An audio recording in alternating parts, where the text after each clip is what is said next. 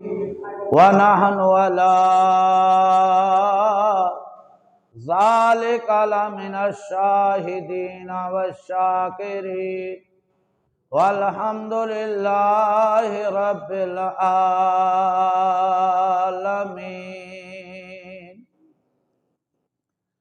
حمد بے حد مر خدائے پاک را، حمد بے حد مر خدائے پاک را، آنکھ ایمان داد مشت خاک را۔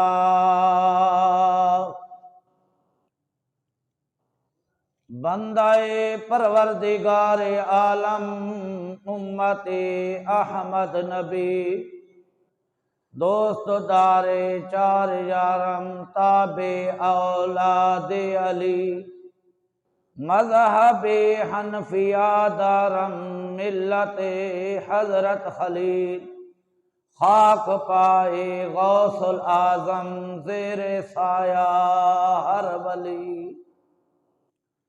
ثم قال اللہ تعالی فی شان حبیبی ان اللہ وملائکتہ یصلون علی النبی یا ایہا الذین آمنوا صلوا علیہ وسلموا تسلیما۔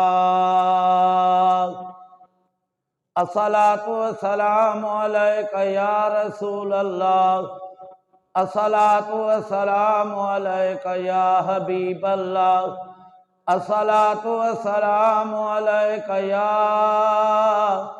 رحمت للعالمین۔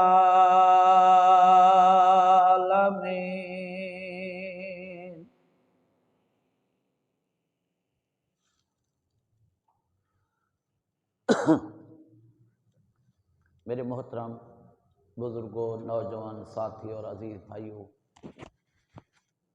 دعا ہے کہ اللہ تعالی جل مجدہ الکریم کی مقدس مبارک لا ریب اور بے عیب کتاب قرآن مجید فرقان حمید میں سے جو آیت کریمہ آپ کے سامنے تلاوت کرنے کی سعادت حاصل کی، اللہ کریم کی بارگاہ میں دعا ہے کہ خالق کائنات، مالک لم یزل، قادر مطلق، حی و قیوم، بے نیاز رب کریم، مجھ جیسے خاکسار کو، گنہگار کو، عاجز اور ناقص بندے کو اس آیت کریمہ جمیلہ کا صحیح ترجمہ بیان کرنے کی توفیق عطا فرمائے۔ پھر دعا ہے کہ اللہ تعالی ہم سب مسلمانوں کو حق سننے کے بعد حق کو سمجھنے، حق کو قبول کرنے، حق پر عمل کرنے کی توفیق عطا فرمائے۔ آج جمادی الثانی کی آخری تاریخ ہے اور آنے والا مہینہ رجب شریف کا مہینہ ہے، اور یکم رجب کو حضرت سیدنا بلال حبشی رضی اللہ تعالی عنہ کا وصال مقدس ہے۔ تو حضرت بلال رضی اللہ تعالی عنہ کی شان کے متعلق چند باتیں آپ کے گوش گزار کروں گا۔ اللہ کریم کی بارگاہ میں دعا ہے اللہ مجھے حق کہنے کی توفیق عطا فرمائے۔ تو دوستان من، قرآن پاک کی جو آیت کریمہ پڑھی ہے، اس کے مصداق حضرت سیدنا بلال حبشی رضی اللہ تعالی عنہ کی ذات ہے، اور سیدنا حضرت عمار بن یاسر یہ بھی نبی پاک کے صحابی ہیں، اور یہ غلام دونوں صحابی ہیں جنہوں نے ابتدا کے اندر نبی پاک کے دین کو قبول کیا، نبی پاک کا کلمہ پڑھا۔ حضرت بلال حبشی کے متعلق ہے کہ آپ کے والد حبش کے اندر وصال فرما گئے، فوت ہو گئے۔ تو حضرت بلال کے خاندان میں آپ کی والدہ محترمہ اور 2 بہنیں تھیں اور 1 بھائی بھی تھا۔ یہ بکتے بکتے مکہ المکرمہ کی سرزمین پر آئے۔ اس وقت لوگ غلام خریدتے تھے، تو حضرت بلال حبشی کا سارا خاندان غلام تھا۔ تو یہ عبداللہ بن جدار جو بہت بڑا کافر تھا، اس نے ان کو خریدا۔ خریدنے کے بعد حضرت سیدنا بلال حبشی رضی اللہ تعالی عنہ کے متعلق ہے کہ جب سرکار دو عالم صلی اللہ تعالی علیہ وسلم نے اعلان فرمایا، یہ بات بھی ذہن نشین کر لیں کہ 7واں شخص تھا جو حضرت بلال نے جس نے کلمہ پڑھا، یعنی 6 اور بندے تھے جنہوں نے کلمہ پڑھا، 7واں حضرت بلال تھا جو اسلام کے اندر داخل ہوا۔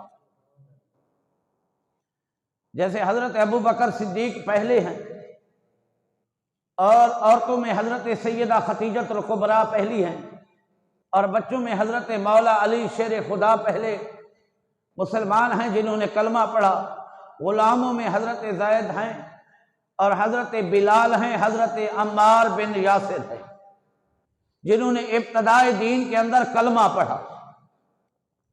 ان تمام صحابہ کرام کی ایک داستان ہے کہ انہوں نے کتنے ظلم و ستم ڈھائے گئے ان پر، اور سب سے زیادہ ظلم و ستم اگر کسی غلام کے اوپر ڈھائے گئے تو وہ حضرت بلال تھے اور حضرت عمار بن یاسر تھے، یہ دونوں غلام تھے۔ تو حضرت بلال کے متعلق کچھ علماء نے تو یہ لکھا کہ حضرت سیدنا ابو بکر صدیق رضی اللہ تعالیٰ عنہ نے جب کلمہ پڑھا تو جس راستے سے گزرتے تھے وہ حضرت بلال وہاں کام کاج کرتے ہوئے نظر آتے، تو حضرت بلال کو حضرت سیدنا ابو بکر صدیق نے سرکار کی تعریف ان کے سامنے کر دی کہ بلال مکے کے اندر پیارے آقا صلی اللہ تعالی علیہ وسلم نے اعلان نبوت فرمایا، تو حضرت بلال کے متعلق ہے کہ آپ کو کلمہ حضرت سیدنا ابو بکر صدیق نے پڑھایا۔ اور کچھ کتابوں میں یہ بھی ہے کہ جب سرکار دو عالم صلی اللہ علیہ وسلم اپنے یار غار حضرت سیدنا ابو بکر صدیق کو غار حرا کے اندر لے کر جاتے تھے، وہاں رب کی عبادت کرتے تھے، اور غار حرا وہ جگہ ہے جہاں رب کا قرآن کی وحی نازل ہوتی تھی۔ تو حضرت بلال حبشی رضی اللہ تعالی عنہ یہ امیہ بن خلف کی بکریاں لے کر پہاڑ کے اوپر چرانے کے لیے جاتے تھے، تو جب سرکار دو عالم صلی اللہ تعالی علیہ وسلم نے دیکھا تو حضرت بلال کو بلایا، اپنے پاس بٹھایا کہ تو سرکار نے فرمایا بلال تمہیں پتہ ہے کہ نبی آخر زمان مکے کے اندر تشریف لا چکا ہے؟ تو حضرت بلال نے کہا جی یا رسول اللہ مجھے پتہ ہے۔ تو سرکار کے ساتھ محبت تو حضرت ابو بکر کی وجہ سے کرتے تھے، پھر سرکار کی پیاری پیاری گفتگو کو سنا، دل کے اندر حضور کی اور محبت بڑھ گئی۔ اس دن واپس چلے گئے، دوسرے دن آئے تو حضرت بلال کو نبی پاک نے خود بلا کر فرمایا بلال مکے کے اندر نبی آخر زمانے اعلان نبوت کیا ہے، تو کیا تو کلمہ نہیں پڑھے؟ حضرت بلال نے کہا یا رسول اللہ مجھے اپنا کلمہ پڑھا دو۔ تو سرکار نے خود ایک روایت کے اندر یہ بھی آتا ہے حضرت بلال کو اپنی زبان سے کلمہ پڑھایا۔ جب حضرت بلال کلمہ پڑھ کے آئے، میں نے جیسے پہلے عرض کیا یہ مکے کے اندر امیہ بن خلف سے پہلے کسی اور کے غلام تھے، وہ بھی کافر تھا، مشرک مکہ تھا۔ اس نے حضرت بلال کو ایک دن کہا کہ مکے میں جاؤ، کیونکہ مکے کے اندر کعبے کے اندر بیت بتوں کی قطاریں لگی ہوئی تھی، یعنی قطار در قطار بت لگے ہوئے تھے، تو جا کے اس بتوں کو سجدہ کرو۔ حضرت بلال کے متعلق یہ ہے کہ آپ کے ایمان کا اظہار اس دن ہوا جب آپ کے مالک نے کہا کہ جا کر بتوں کو سجدہ کرو۔ حضرت بلال نے کہا کہ میں بتوں کو سجدہ نہیں کرتا، میں اللہ کو وحدہ لا شریک مانتا ہوں اور سرکار کا کلمہ پڑھتا ہوں۔ تو حضرت بلال کا جو مالک تھا اس کو بڑا غصہ آیا کہ بلال غلام تو میرا ہے، یہ کلمہ کسی اور کا پڑھتا ہے۔ اس نے غصے میں آ کر امیہ بن خلف، یہ بڑا ظالم ترین آدمی مشرکین مکہ میں سے تھا، اس کو حضرت بلال کو اس کے سپرد کر دیا اور کہا امیہ میں کوئی قیمت نہیں لیتا، یہ غلام جو ہے میں آپ کو دیتا ہوں۔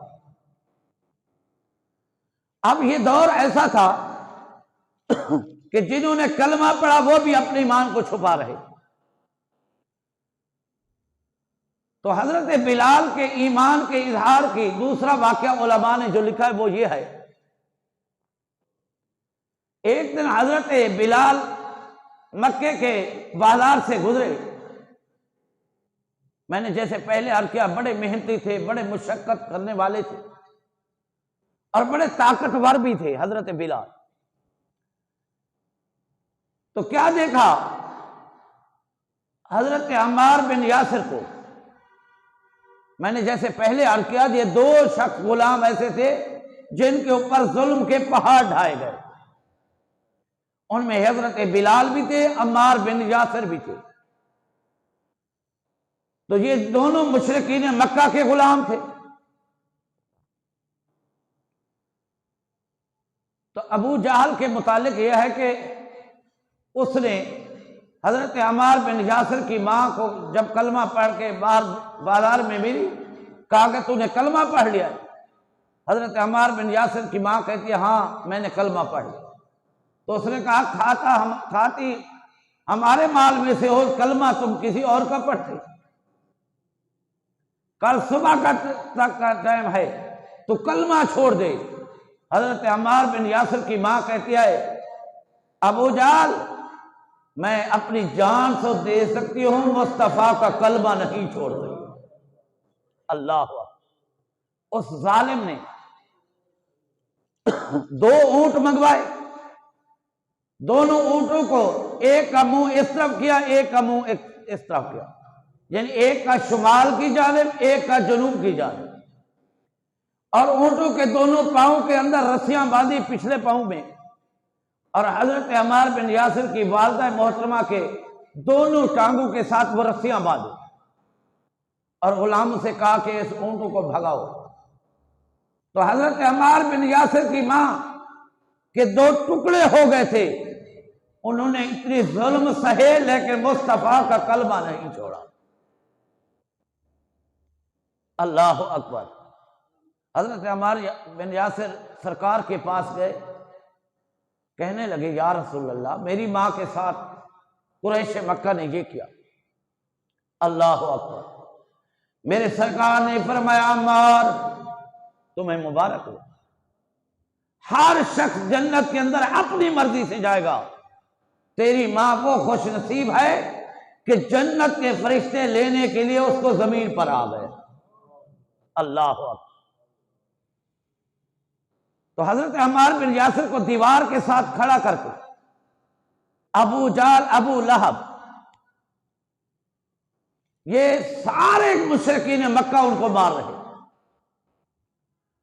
امیہ بن خلف جو تھا، جو حضرت بلال کا مالک تھا، وہ بھی مار رہا۔ یہ تینوں تھک گئے۔ امیہ بن خلف نے حضرت بلال کو بلایا کہ بلال تو بڑا طاقتور ہے، ہم تو عمار بن یاسر کو مار مار کے تھک گئے ہیں، یہ کلمہ نہیں چھوڑا، اب تو مارنا شروع کر۔ تو وہ درہ جو تھا حضرت بلال کے ہاتھ میں دیا۔ اب حضرت بلال دیکھ رہے ہیں کہ ایک طرف کفار کا ظلم ہے، ایک طرف مسلمان کلمے پڑھنے والوں کے اوپر زیادتی کی جا رہی ہے۔ آپ کھڑے ہو، دل میں خیال کر رہے ہیں آپ کیا کرو۔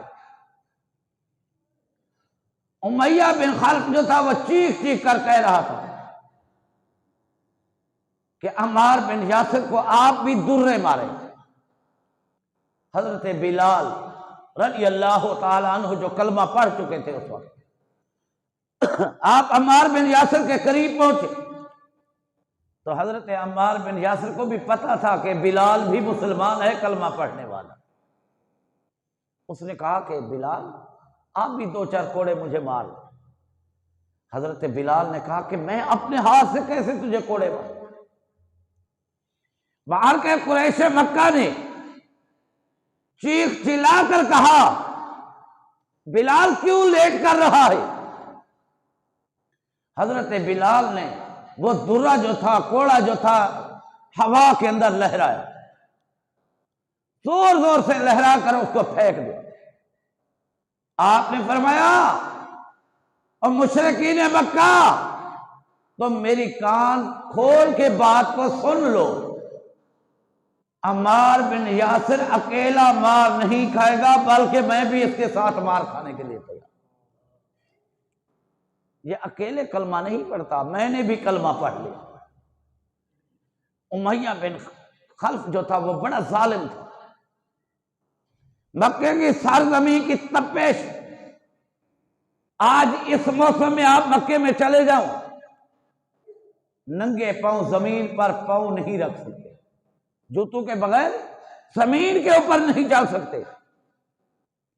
وہ گرمیوں کا سیزن، مکے کی دھرتی ایسے تپتی ہے جیسے تانبے کو آگ کے اندر تپایا جاتا ہے۔ تو تپتی ہوئی ریت کے اوپر حضرت بلال کو ننگے جسم کر کے امیہ لٹا دیتا تھا اور سینے کے اوپر بڑا بھاری پتھر رکھ کے مارتا تھا۔ حضرت بلال پہلے تو خاموش رہتے، جب آپ کی چربی اس زمین کی تپش سے پگھل رہی تھی پھر آپ کہتے احد احد، یعنی میں ایک رب کے ماننے والا۔ اللہ اکبر۔ امیہ بن خلف جو تھا وہ بڑا ظالم تھا، اس کی ظلم کی داستانیں بہت ہیں لیکن مختصر ٹائم میں بات کر دو۔ وہ حضرت سیدنا بلال کے گلے میں رسی ڈالتا تھا، اور جو مکے کے اوباش نوجوان تھے جن کو ہم اپنی پنجابی زبان میں کہتے ہیں آوارے جو تھے، وہ ایسے موقع تلاش کرتے ہیں کوئی ایسا شغل مل جائے۔ امیہ بن خلف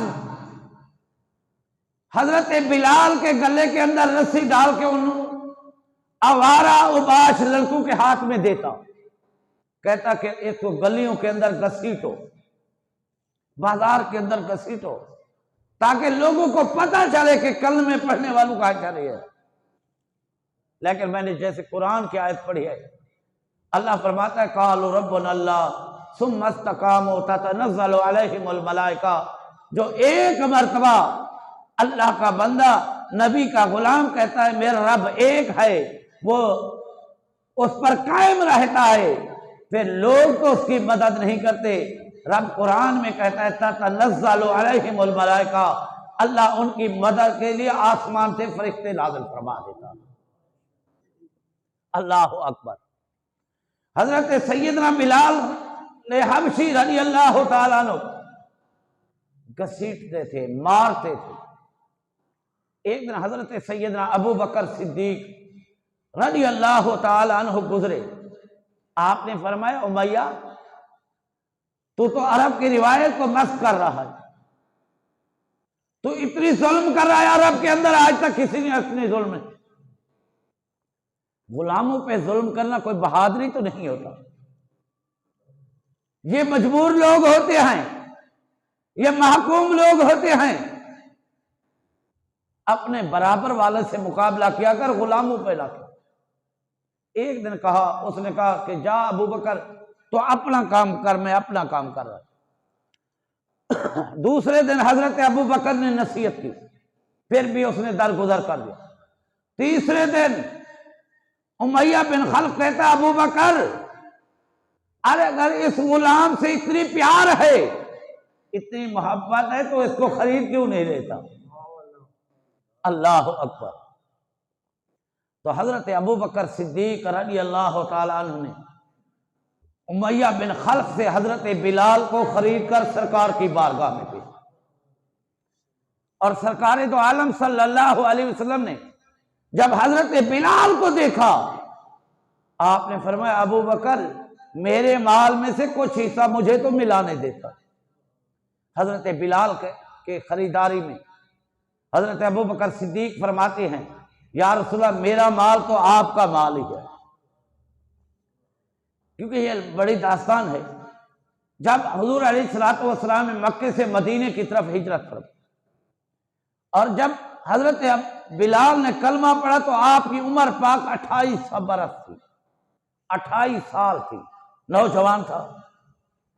جب سرکار مکے سے مدینے ہجرت فرما کے گئے، حضرت بلال نے بھی ہجرت فرمائی، اور 1 سال کے بعد، یہ ہجرت کے 1 سال بعد، اب سرکار دو عالم صلی اللہ علیہ وسلم نے فرمایا نمازی کو جمع کرنے کا طریقہ کوئی بتا۔ اب صحابہ کرام نے مختلف رائے دی، کسی نے کہا کہ نگارہ بجایا جائے، کسی نے کہا کہ آگ کو کہ شعلے بلند کیے جائیں تاکہ نمازیوں کو پتہ چل جائے نماز کا ٹائم، کسی نے کہا کہ دروازے کھٹکھٹا کے نمازیوں کو بتائیں کہ نماز کا ٹائم۔ ایک حضور کے غلام ہیں جن کا نام ہے حضرت عبداللہ، انہوں نے عالم خواب میں یہ آذان کے لفظ جو ہے ان کے سامنے پڑھے، انہوں نے حضور کی بارگاہ میں آ کر پیش کی کہ یا رسول اللہ میرے خواب میں کسی نے آ کر مجھے یہ لفظ بتایا ہے، تو سرکار نے یہ آذان کے لفظ کو پسند فرمایا۔ ایک حدیث میں یہ بھی ہے حضرت عمر بن خطاب نے بھی عالم خواب کے اندر حضرت جبریل امین نے حضرت عمر بن خطاب کو آ کر یہ الفاظ سکھائے۔ اب سرکار نے فرمایا یہ لفظ کس کو سکھائے گا؟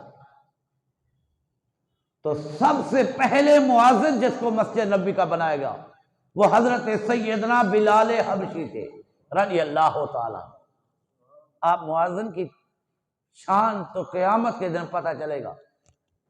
حدیث ایک عرض کر دوں، سرکار دو عالم صلی اللہ علیہ وسلم نے فرمایا جو بغیر کسی لالچ کے آذان پڑھتا ہے 5 وقت کی، تو میرے آقا نے فرمایا قیامت کے دن اللہ ان کو دراز کا عطا فرمائے گا، ان کے چہرے چاند کی طرح چمکتے ہوں گے، اور جب لوگ ان کو دیکھیں گے کہیں گے کہ یہ کون سی انبیاء کی جماعت آ رہی ہے، ان کو جواب میں بتایا جائے گا یہ نبی تو نہیں ہے، آخر نبی کے وہ غلام ہیں جو دنیا کے اندر بغیر کسی لالچ کے اذان پڑھتے تھے۔ تو میرے پیارے بھائیوں، جب تک اذان دنیا میں پڑھی جائے گی اس کا ثواب بھی حضرت سیدنا بلال حبشی کو ملتا رہے گا، کیونکہ اسلام کے پہلے مؤذن حضرت سیدنا بلال حبشی تھے رضی اللہ تعالیٰ۔ اور سرکار دو عالم صلی اللہ علیہ وسلم نے خود فرمایا جو بندہ کسی سے پیار کرتا ہے، جو کسی سے محبت کرتا ہے، قیامت کے دن اس کے ساتھ قبروں سے اٹھایا جائے گا، یا یوں کہہ دیجئے جنت میں بھی اس کے ساتھ ہوگا جس سے جو بندہ پیار کرتا ہے۔ اس لیے علماء نے کہا کسی متقی پرہیزگار نبی کے غلاموں سے پیار کیا، اور اہل سنت کو یہ اعزاز حاصل ہے ہم نبی کی آل سے بھی پیار کرتے ہیں، نبی کے اصحاب سے بھی پیار۔